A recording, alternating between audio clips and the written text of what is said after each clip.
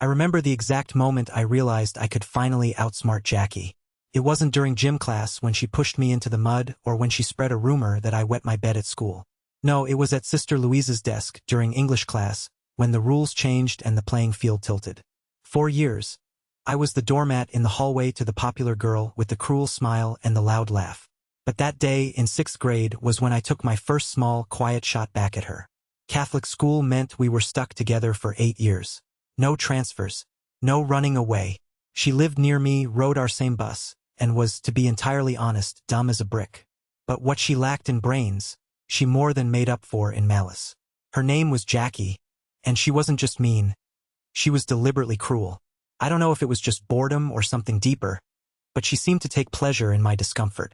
And for a kid who read all day and barely spoke, that was a dangerous recipe for being a target.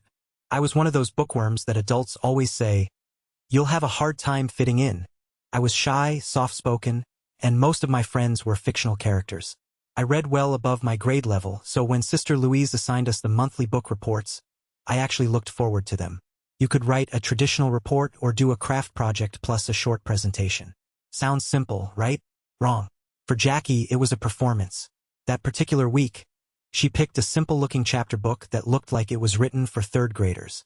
I was on the bus next to her after class, and I noticed how animated her presentation had been.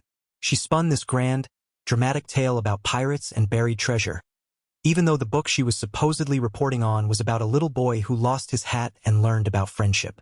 She had not read it. She'd made up the whole story from the front cover, complete with details that weren't even close to real. And I knew it because I had read the book years earlier and then again just to be sure from the public library. I watched her presentation and didn't say a word during class.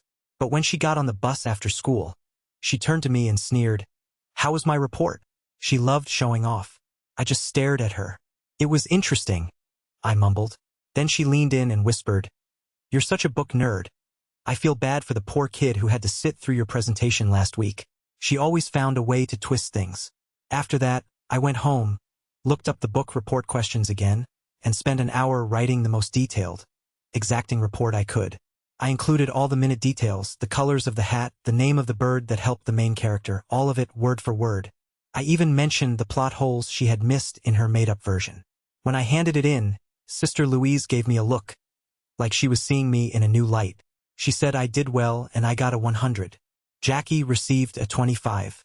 The next day, her mom stormed into Sister Louise's office. She was a big, loud woman and made a scene about how her daughter had tried her best. I was in the hall, pretending not to listen, but I could hear parts of their conversation. I don't know how they knew who did it, but Jackie was mad the whole week. I never heard the exact story of how she got caught, but I knew it was her. And here's where it got even better. Sister Louise didn't let anyone else get away with picking a simple book from the public library anymore. She added a new rule: books had to be on the 6th grade reading list or pre-approved. I heard the other kids whining about her in the lunchroom, saying it wasn't fair. But no one seemed to know who had taken the hit and made everything change. Jackie avoided my eyes after that day. I didn't say a word to her.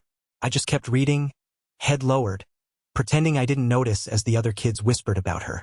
The thing is, Sister Louise had her own way of running her classroom. She allowed a little bullying here and there, mostly because she couldn't control what happened off campus. But when Jackie tried to cheat at something she taught, that was a different game. And Sister Louise saw the whole thing play out exactly like I had. When I came to her the next month to ask if I could do a report on Moby Dick, she gave me that little smirk and said, "Yes, this seems to be a book more in line with your reading level." I looked down, smiled, and nodded. I knew she knew. I don't know if she was proud of me or just amused, but I'd like to think, just for a moment, she saw that the quietest kid in the room had finally found her voice, even if it came in the form of a diorama and a book report. And for years after that, Jackie never gave me another hard time. Not on the bus, not at recess, and definitely not during presentation week.